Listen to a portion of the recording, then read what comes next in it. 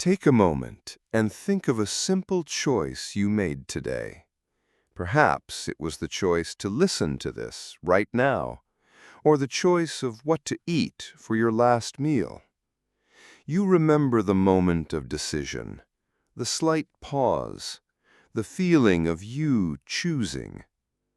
But what if I told you that in many cases, the choice was made before you were ever aware of it?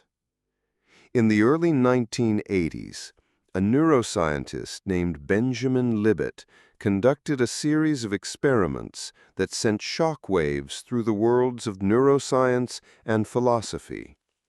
The setup was simple.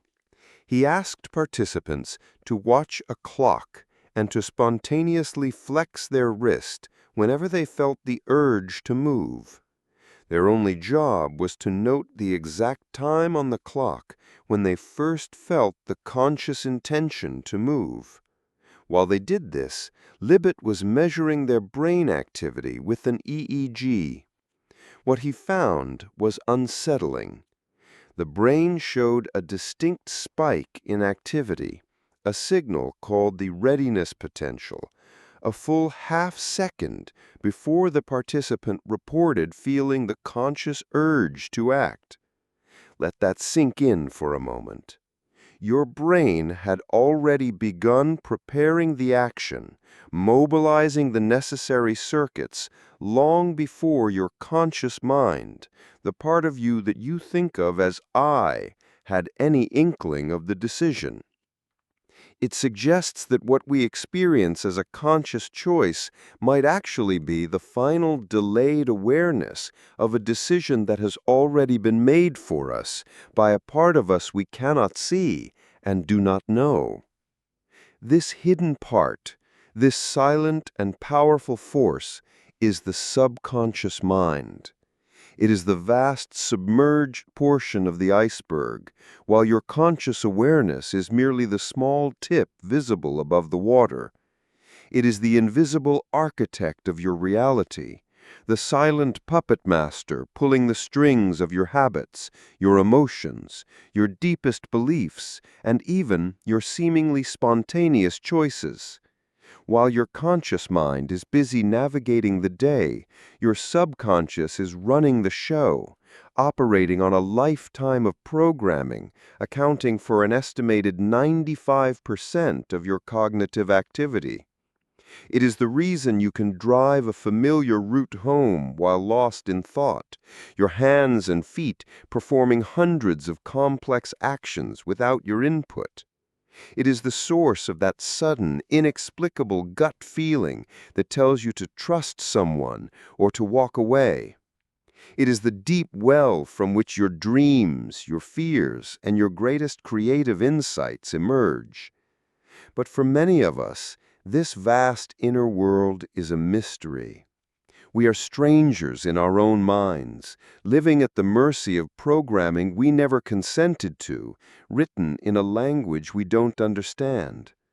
The limiting beliefs we inherited from childhood, the emotional wounds we thought we had forgotten, the self-sabotaging habits we can't seem to break, all of these are scripts running silently in the background, executed with perfect fidelity by our subconscious. But tonight, we change that. This is not just a lesson, it is an exploration. We are going to journey together into that hidden 95%, not as tourists, but as cartographers, seeking to map its terrain. We will learn its language, understand its logic, and discover the tools, grounded in modern neuroscience, that allow us to communicate with it. The goal is not to conquer the subconscious, for it is not an enemy. The goal is to befriend it, to collaborate with it, to move from being its unwitting subject to its conscious co-creator. You are about to learn how to access the most powerful part of your own mind and gently, patiently begin the process of rewiring it for peace, purpose, and profound change. So find a quiet space, Allow your body to relax and let your conscious mind, for once, take a back seat. The journey inward begins now. To begin our journey, we must first establish a map. The most enduring metaphor for the mind, first popularized by Sigmund Freud, is that of an iceberg. Your conscious mind is the small fraction visible above the water. It is everything you are aware of right now: the sound of my voice, the feeling of the surface you are resting on, the thoughts you are actively thinking. It is the seat of your logic, your reason, and your short-term memory. It is the part of you that sets goals and makes plans. It is the captain of the ship standing on the deck, looking out at the horizon. But beneath the surface, unseen and immense, lies the subconscious mind. It is the other 95% of the iceberg, the vast bulk that dictates the movement of the whole. This is the repository of everything you have ever experienced, felt, or learned from your first moments of life to this very second. Every joy, every fear, every lesson, every wound, every face, every song, all of it is stored here, not as a dusty archive, but as a living, active system. Unlike the conscious mind, the subconscious does not reason or judge. It is purely deductive. It operates on a simple, powerful principle. It accepts as true whatever is impressed upon it. During your formative years, roughly from birth to the age of 7, your brain was operating predominantly in lower-frequency brainwave states, primarily theta. This is a state of superlearning, similar to a state of hypnosis. You were in essence an open vessel. The beliefs of your parents, the emotional atmosphere of your home, the rules of your society, all of this information bypassed the yet-to-be-formed critical faculty of your conscious mind and was downloaded directly into your subconscious as fundamental truth. If you were repeatedly told you were smart, your subconscious accepted that as a core belief. If you experienced an environment of scarcity, your subconscious adopted a scarcity mindset as a survival program. If you touched a hot stove and felt pain, your subconscious created a powerful program. Hot stove equals danger equals avoid. This program is so effective that as an adult, you don't need to consciously think about not touching a hot stove. Your hand recoils automatically. That is your subconscious at work, running a protective script. This is the key difference between the two minds. The conscious mind is the goal setter. It says, I want to be more confident, I want to save more money, or I want to be healthier. The subconscious mind is the habit maker. It runs the pre-existing programs. If it has a core belief that says, I am not worthy, or money is always scarce, it will work tirelessly to make your reality match that program, sabotaging your conscious goals in the process. This is why willpower so often fails. When you try to force a new habit through conscious effort alone, you are using the captain on the deck to try and manually turn a colossal iceberg. The sheer inertia and hidden power of the submerged 95% will almost always win. The real work of change, therefore, is not about applying more force on the surface. It is about going below the water and gently rewriting the programs that are steering the ship. Think of your subconscious as fertile, indifferent soil. Your conscious thoughts, and more importantly, your deeply felt emotions, are the seeds. If you consistently plant seeds of fear, doubt, and self-criticism, the soil will dutifully grow a garden of weeds. It doesn't judge the seed. It simply provides the conditions for it to grow. If, however, you learn to consciously and consistently plant seeds of confidence, gratitude, and success, the subconscious soil will, with equal fidelity, cultivate a vibrant garden. Our journey tonight is about learning to become a conscious gardener of our own minds. It's about understanding the nature of this soil, pulling out the weeds that were planted there without our permission, and learning to cultivate the thoughts, feelings, and beliefs that will ultimately bear the fruit of the life we consciously desire. We are not fighting our own minds. We are learning to work in harmony with their immense creative power. Section 2. The Silent Architect. How the subconscious builds your reality. Now that we have a map, let us explore the functions of this hidden architect.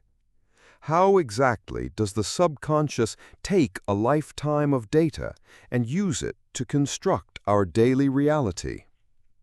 It does so through several key mechanisms, each governed by specific regions of the brain. The seat of habits, the basal ganglia. Consider the act of learning to ride a bicycle. At first, it is a purely conscious System 2 process. You are intensely focused on every single detail. Keep the handlebars straight. Pedal with even pressure. Look ahead. Balance, balance, balance. It's awkward, clumsy, and requires immense concentration. Every action is a struggle. But after hours of practice, something magical happens. The process starts to become smooth, automatic. You stop thinking about it. You can now ride effortlessly while talking to a friend or enjoying the scenery. The skill has been transferred from your conscious mind to your subconscious. This process of habit formation is primarily managed by a group of structures deep within the brain called the basal ganglia. Think of the basal ganglia as the brain's habit hub. When you repeat an action over and over, the brain recognizes the pattern. To conserve that precious mental energy, it creates a neurological shortcut, a chunk of behavior that can be run on autopilot. This is called a habit loop, and it consists of 3 parts: a cue, a routine, and a reward. Let's say your habit is checking your phone when you feel bored. The cue is the feeling of boredom. The routine is you pick up your phone and scroll through social media. And the reward is a small hit of dopamine from a new notification or an interesting post, which temporarily alleviates the boredom. Once this loop is encoded in your basal ganglia, it becomes a subconscious program. You don't consciously decide to do it. The cue, boredom, automatically triggers the routine, scrolling. This is why it's so hard to break a bad habit. You are not fighting a conscious choice. You are fighting a deeply ingrained neurological pathway that is designed to run without your permission. The subconscious doesn't care if the habit is good or bad. It only cares if it's efficient. It is the ultimate energy conservationist. The emotional core, the limbic system. Your subconscious is not just a collection of habits. It is the seat of your entire emotional life. Deep within your brain lies the limbic system, often called the emotional brain. This is where your feelings are generated, processed, and stored. A key component of this system is the amygdala, your brain's smoke detector or alarm system. The amygdala is constantly scanning your environment for potential threats. When it perceives a danger, Real or imagined, it triggers the fight or flight response, flooding your body with adrenaline and cortisol before your conscious mind has even had a chance to process what's happening. This is a powerful survival mechanism. The subconscious links emotions to memories. If a child is bitten by a dog, the intense fear of that moment is stored in the subconscious, creating a deep, lasting association. Dog equals danger equals fear. Years later, as an adult, that person might feel a surge of irrational panic at the sight of a friendly puppy. Their conscious mind knows the puppy is harmless, but their subconscious is running the old survival program, triggered by the amygdala. This is the root of phobias and many anxiety disorders, an emotional program from the past, replaying in the present. Conversely, the subconscious also stores positive emotional associations. The smell of freshly baked cookies might instantly transport you back to the warmth and safety of your grandmother's kitchen, flooding you with feelings of comfort. That feeling isn't a conscious memory, it's a subconscious emotional program being activated. The keeper of the library, the hippocampus, and memory consolidation. Your subconscious is the vast library of your long-term memory. But how do memories get there? The process is largely managed by a seahorse-shaped structure called the hippocampus. During the day, your hippocampus acts as a temporary holding area for new experiences and information, the things you've learned, the people you've met. It's like the librarian's check-in desk. Then, when you sleep, something remarkable happens. Your hippocampus replays the day's events, like a movie in fast forward, and communicates with the neocortex, the wrinkled outer layer of your brain. This process, called memory consolidation, is where important memories are transferred from temporary storage into the vast, permanent library of your subconscious. This is why sleep is absolutely critical for learning. You can study all night, but if you don't sleep, much of that information will never be properly encoded. It's during the deep stages of sleep that the subconscious does its vital work of filing, organizing, and integrating new knowledge with your existing library of experiences. It decides what's important enough to keep and what can be discarded. The language it uses for this process is emotion. Memories tied to strong emotions, whether of joy, fear, or surprise, are tagged as high priority and are far more likely to be consolidated and stored for the long term. This is why you can remember your first kiss in vivid detail, but can't remember what you had for lunch last Tuesday. The first event was emotionally significant, the second was not. Your subconscious, the silent librarian, made a choice. So we see the subconscious is not a vague mystical concept. It is a set of tangible functions performed by specific parts of your brain. It is the architect of your habits, the source of your emotions, and the keeper of your deepest memories. It builds your reality, one neural connection at a time, operating silently, efficiently, and relentlessly, just beneath the surface of your awareness. The neuroscience of reprogramming. If our subconscious is running on a lifetime of old programming, are we stuck with it? The answer, unequivocally, is no. One of the most revolutionary discoveries in modern neuroscience is the concept of neuroplasticity. For centuries, it was believed that the adult brain was a fixed, static organ. It was thought that after a certain point in childhood, the brain's structure was set in stone.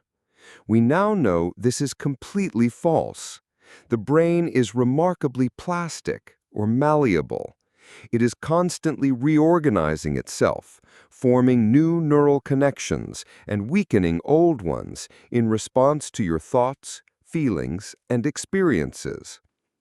Think of your brain as a dense, untamed jungle. When you think a thought or perform an action for the first time, it's like hacking a narrow, difficult path through the thick undergrowth. It takes a lot of effort. But if you walk that same path every day, the undergrowth gets trampled down. The path becomes wider, clearer, and easier to travel. Eventually, it becomes a well-worn road, and then a multi-lane highway. This is neuroplasticity in action. Every time you repeat a thought, emotion, or behavior, you're strengthening the neural pathway associated with it. This is explained by a principle known as Hebb's law, often summarized as neurons that fire together wire together. When you worry constantly, you're strengthening the worry circuit in your brain, making it easier and more automatic to worry in the future. You are, in effect, getting very good at worrying. Conversely, if you practice gratitude every day, you're strengthening the gratitude circuit in your brain, making gratitude a more automatic and accessible state of mind. This is the fundamental mechanism of reprogramming. We are not erasing old programs. We're building new, stronger neural pathways that our brain will eventually prefer to use because they have become the path of least resistance.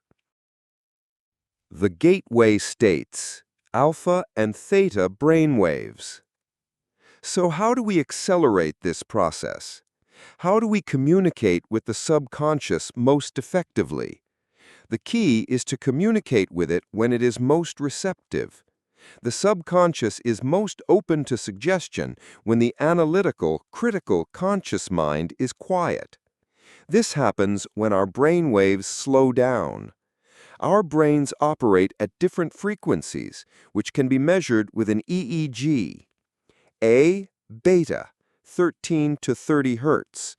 This is your normal waking state. You're alert, focused, and your conscious mind is in full control. In this state, the gateway to the subconscious is heavily guarded by your critical faculty. B, alpha, 8 to 13 hertz. This is a state of deep relaxation.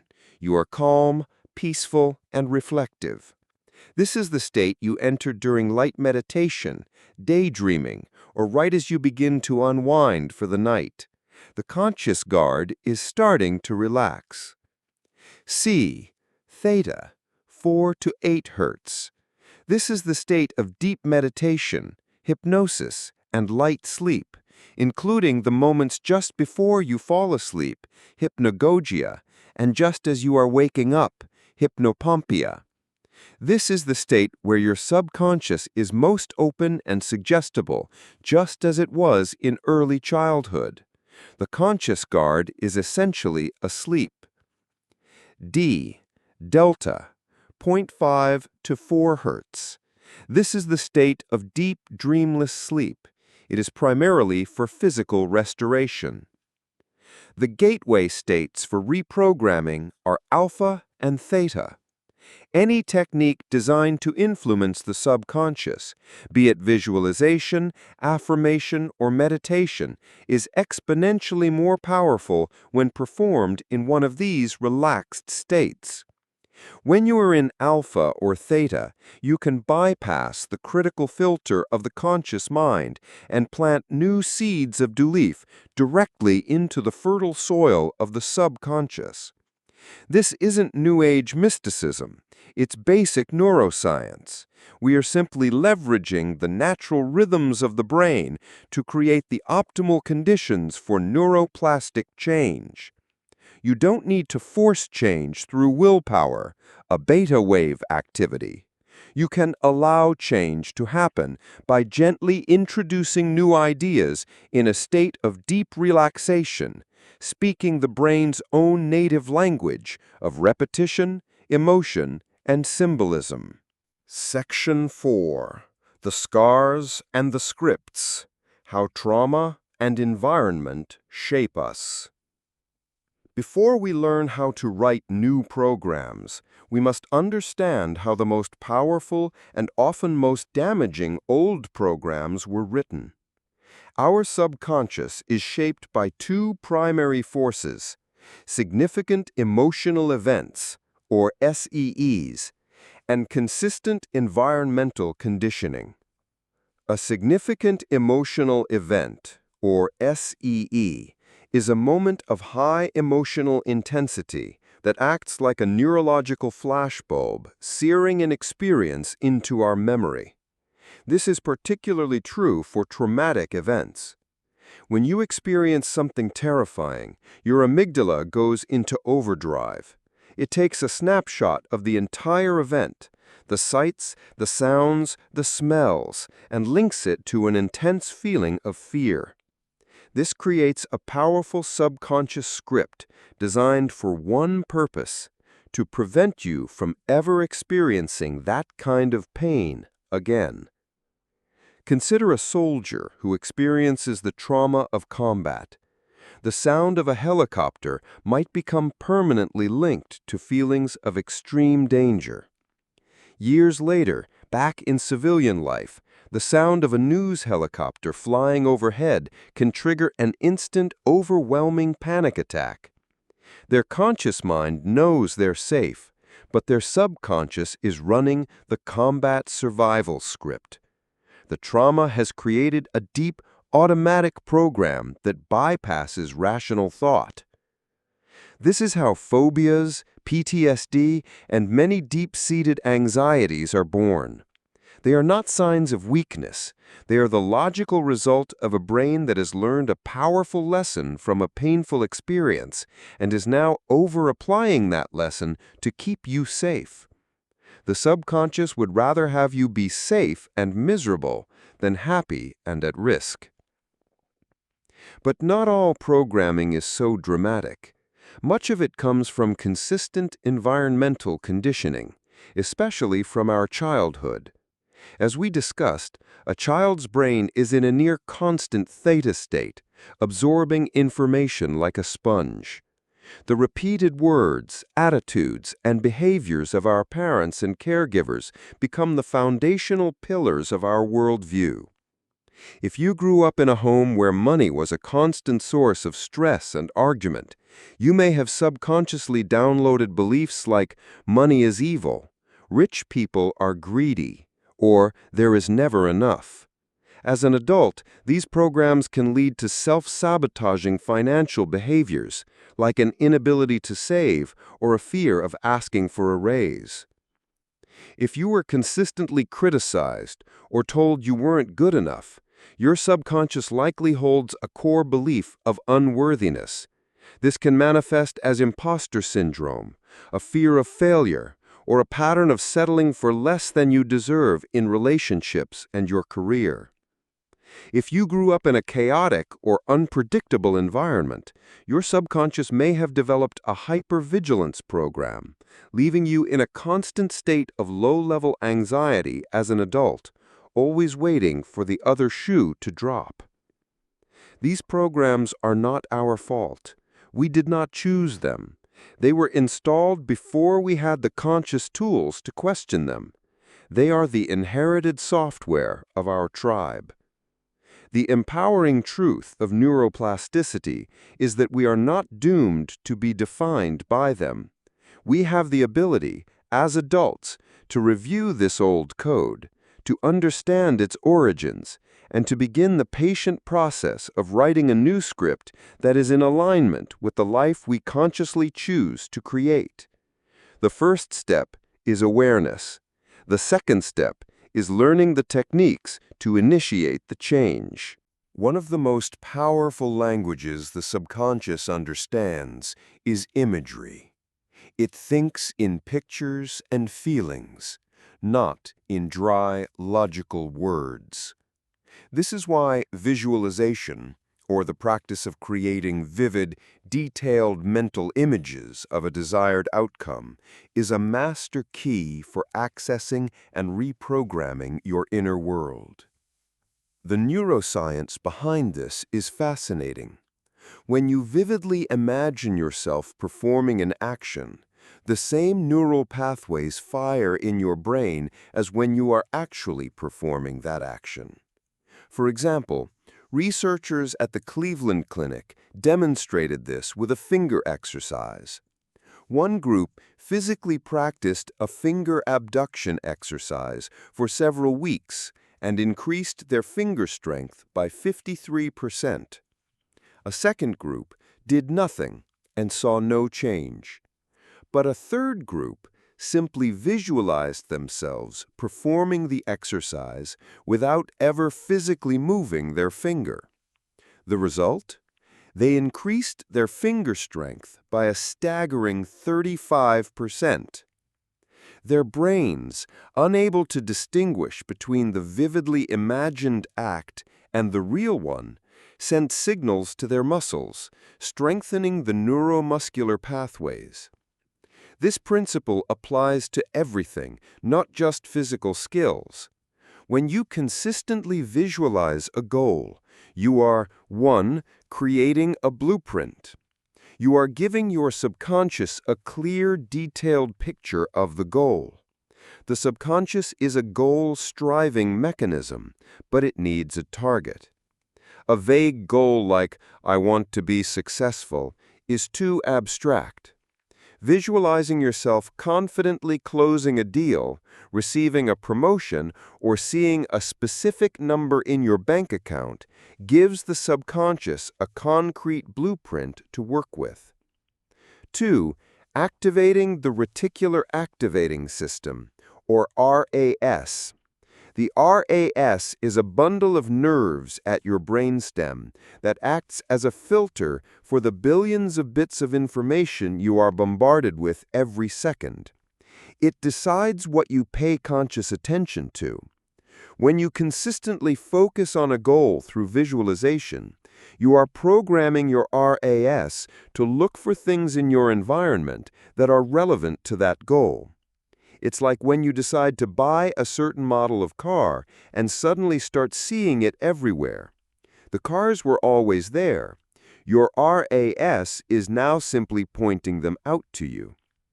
By visualizing your goal, you will start to notice opportunities, people, and resources that were previously invisible to you. 3. Generating the feeling of the wish fulfilled. This is perhaps the most crucial element. You must not only see the image, you must feel the emotions associated with it.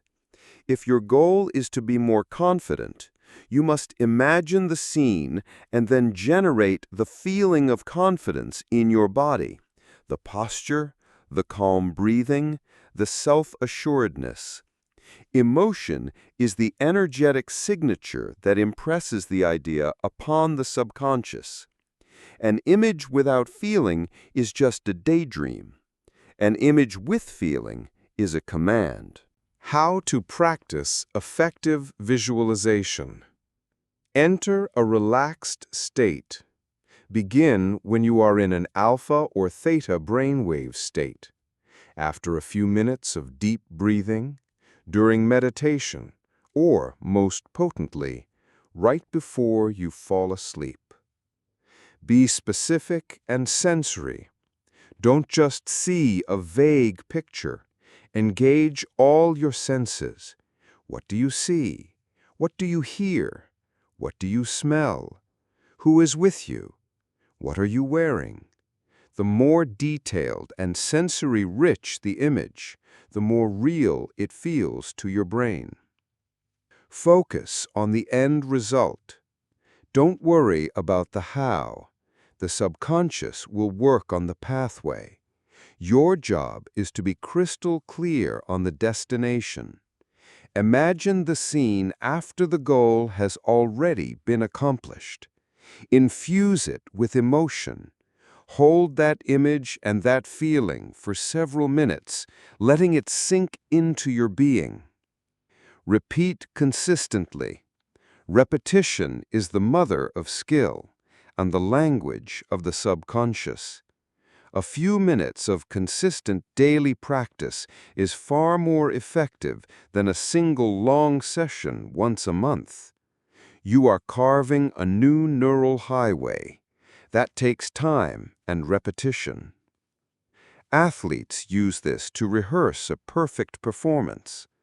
Surgeons use it to walk through a complex operation. Speakers use it to deliver a flawless presentation. You can use it to create the blueprint for any area of your life you wish to change. Section 6. Whispers in the Dark. Affirmations and Subliminal Messaging. If visualization is the act of showing your subconscious a picture, then affirmations are the act of telling it a new story. An affirmation is a simple, positive statement declared as if it is already true, designed to replace a limiting belief. However, many people use affirmations incorrectly and get frustrated with the lack of results. Simply repeating, "I am wealthy," while your subconscious holds a deep-seated belief that "I am poor," creates a state of internal conflict. Your conscious mind says one thing, your subconscious feels another, and the feeling will always win. For affirmations to be effective, they must follow a few key principles grounded in neuroscience. 1. Bypass the conscious critic. As with visualization, affirmations are most powerful when delivered in a relaxed, receptive alpha or theta state. Repeating them when you are stressed or anxious, beta state, is like shouting at a heavily guarded fortress. Repeating them as you are drifting off to sleep is like whispering the new password to a guard who is dozing off. 2. Engage emotion. Words alone have little power over the subconscious. The statement must be infused with feeling. When you say, "I am confident and capable," you must actively try to generate the feeling of confidence and capability in your body. It's the emotional charge that carries the message past the conscious mind. 3. Use repetition. The subconscious learns through repetition. Listening to a recording of your affirmations as you fall asleep or repeating them to yourself upon waking is a powerful way to saturate your mind with a new story. Over time, this repetition begins to carve new neural pathways, making the new belief feel more natural and true than the old one. 4. Frame them positively and in the present tense. The subconscious does not process negatives well. An affirmation like, "I will not be anxious," still focuses on the word anxious. It's better to state what you do want. "I am calm and at peace." Stating it in the present tense, "I am," instead of "I will be," signals to the subconscious that this is a current reality, not a distant goal. This leads us to the more controversial topic of subliminal messaging. A subliminal message is a signal or message designed to pass below the normal limits of human perception. The idea, which gained notoriety in the 1950s, is that these hidden messages can directly influence the subconscious without the conscious mind ever being aware of them. While the sensational claims of early experiments, like flashing "drink Coca-Cola" in a movie theater, have been largely debunked as fraudulent, the underlying principle is not entirely without merit. The modern understanding is that subliminal priming can have a small, short-term effect on behavior. For example, briefly flashing the image of a smiling face can make someone momentarily judge a subsequent neutral image more positively. However, there is no scientific evidence to suggest that subliminal messages can force you to do something that goes against your core values or beliefs. They cannot perform mind control. In the context of personal development, the most effective form of subliminal programming is the one you consciously choose. This could involve listening to very quiet audio recordings of affirmations mixed into ambient music or nature sounds. The conscious mind tunes out the barely audible words, but the receptive subconscious may still process the repetitive patterns. The power here comes less from the hidden nature of the message and more from the sheer volume of effortless repetition you can achieve while working, relaxing, or sleeping. Ultimately, whether through direct affirmations or quiet suggestion, the principle is the same. You are consistently exposing your subconscious mind to a new, more empowering story. With enough repetition and emotional coherence, the new story will eventually overwrite the old, outdated script. Section 7. The Gateway of Sleep, Hypnagogia, and Dream Incubation.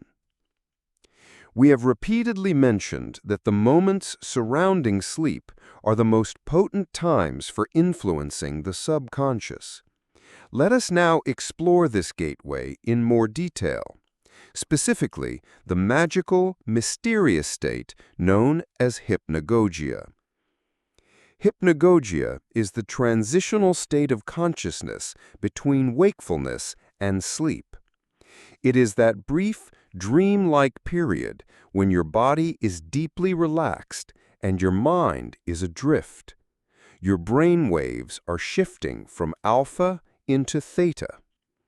In this state, the logical barrier between your conscious and subconscious mind becomes incredibly thin and permeable. Logical thought dissolves, and a fluid, associative, and highly symbolic form of thinking takes over. You may see fleeting images, hear fragments of words, or experience sudden brilliant insights. This state has been a secret weapon for some of the greatest creative minds in history. The inventor Thomas Edison, when stuck on a problem, would sit in a chair holding a steel ball in each hand over a metal plate on the floor. He would relax and drift toward sleep. The moment he entered the hypnagogic state and his muscles completely relaxed, the steel balls would drop, clattering onto the plate, and wake him up. He would immediately write down whatever was in his mind at that moment, often finding the creative solution he had been searching for. The surreal painter Dali used a similar slumber with a key technique to access the bizarre and fantastical imagery that defined his art. You can use this same principle for reprogramming. The last 20 minutes before you fall fully asleep are your prime time for subconscious influence. Your conscious mind is tired, its critical faculties are low, and your subconscious is wide open. This is the ideal time to practice your visualizations or listen to your affirmations. The thoughts and feelings you hold in your mind during this hypnagogic window are the ones that are the most likely to be processed, consolidated, and integrated by your subconscious during the night. This leads to the fascinating practice of dream incubation. This is the conscious process of trying to plant a seed for a specific dream topic. Ancient Greeks did this in sleep temples, hoping to receive healing dreams from the gods. Modern science is beginning to understand the mechanism behind it. Before you go to sleep, you can set an intention for your dreams. Perhaps you are wrestling with a difficult decision, seeking a creative insight, or wishing to resolve an emotional issue. The technique is simple. 1. Formulate a clear question. Condense your issue into a single, simple question. For example, what is the next step for my project? Or, how can I resolve this conflict? 2. Hold the question in your mind. As you are lying in bed, gently repeat the question to yourself. Don't try to answer it. Just hold the question lightly in your awareness. 3. Visualize the topic. Create a simple mental image associated with the question. If it's about a project, see the project in your mind's eye. 4. Set the intention. State your intention clearly. Tonight, I would like my dreams to bring me clarity on this issue. 5. Release and trust. Let go of the effort and allow yourself to drift to sleep. 6. Record immediately. Keep a journal by your bed. The moment you wake up, before you do anything else, write down anything you can remember from your dreams, even if they seem bizarre or nonsensical. The answers rarely come in a direct, literal form. The subconscious speaks in the language of symbols, metaphors, and emotions. Your dream may not tell you the answer, but it may present the problem in a new light, revealing an emotional block or a perspective you hadn't considered.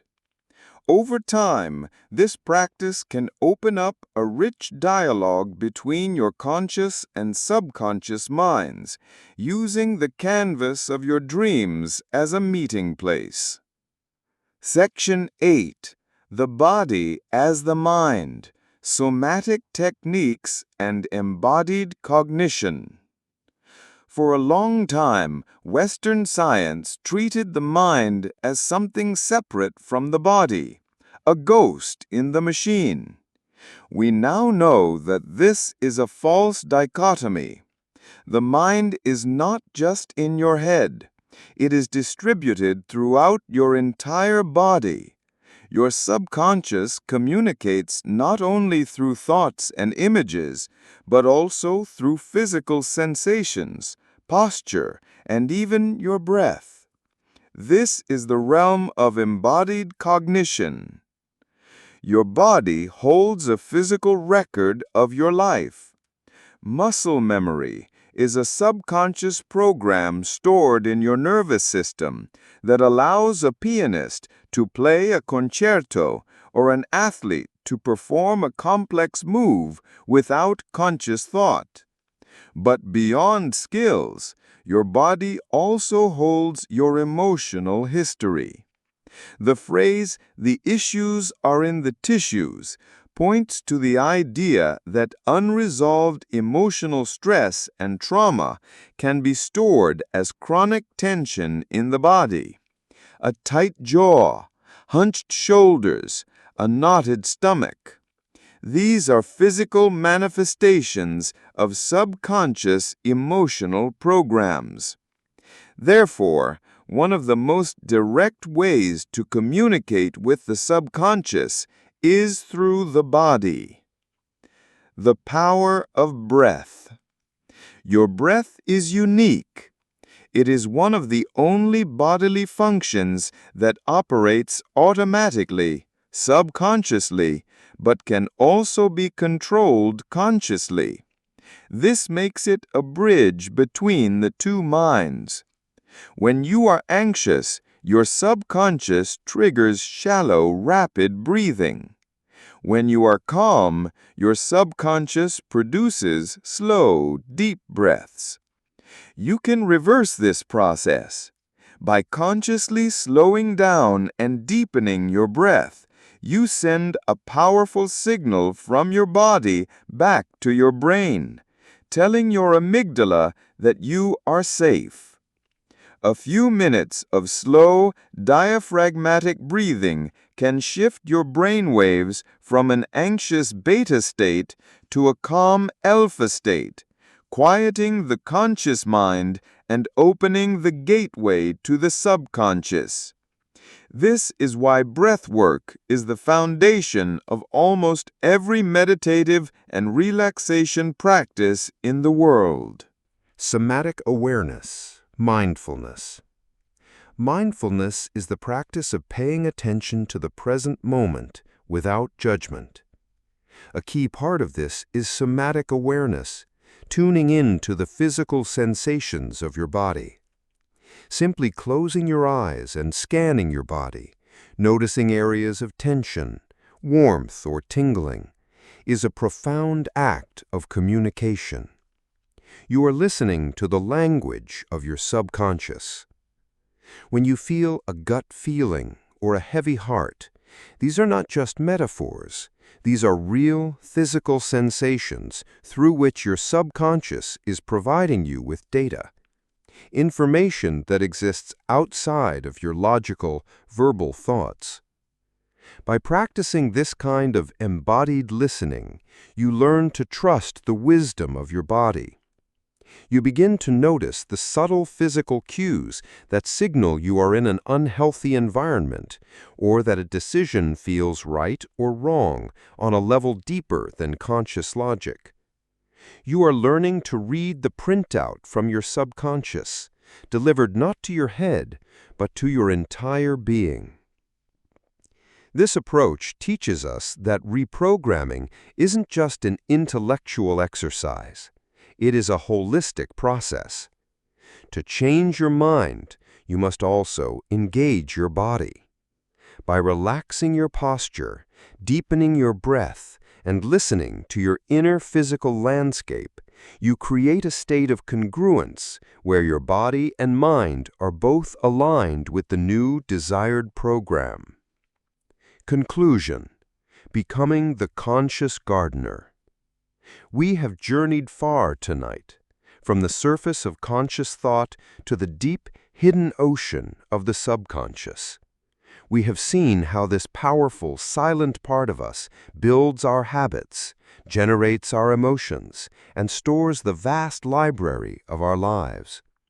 We have discovered that it operates on an ancient code, one written for survival, and that its programming is shaped by the powerful moments and repetitive patterns of our past. But the most important discovery is this: we are not merely puppets of this programming. The discovery of neuroplasticity has handed us the keys to our own minds. We are not fixed beings, set in stone by our past. We are dynamic, evolving processes, capable of profound change at any age. The subconscious mind is like a vast, fertile garden. For much of our lives, the seeds have been planted by others, by our family, our culture, our experiences. Some have grown into beautiful flowers. Others have grown into invasive weeds, choking the life from the plants we wish to cultivate.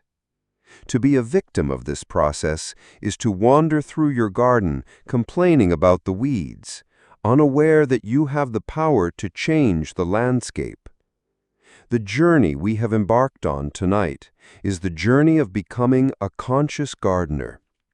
It begins with awareness, the simple, non-judgmental act of observing your own thoughts, feelings, and behaviors, recognizing the weeds of your limiting beliefs and self-sabotaging habits. It requires intention, the conscious choice to cultivate a new kind of garden. This is the work of visualization and affirmation, of creating a clear, emotionally resonant blueprint of the reality you wish to create. It demands patience and repetition. You cannot uproot a lifetime of weeds or grow a mighty oak in a single day. The work of rewiring your brain is a slow, gentle, and consistent process.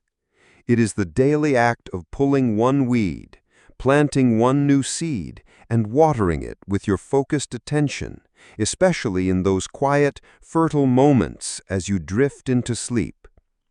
It is a process of collaboration, not conflict. You are not at war with your subconscious. You are learning to speak its language, the language of feeling, symbol, and repetition, so that you can work together in harmony.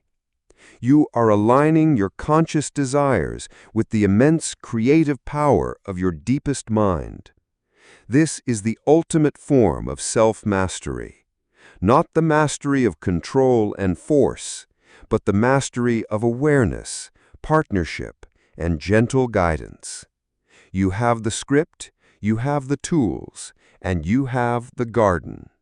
The rest of the design is, and always has been, up to you.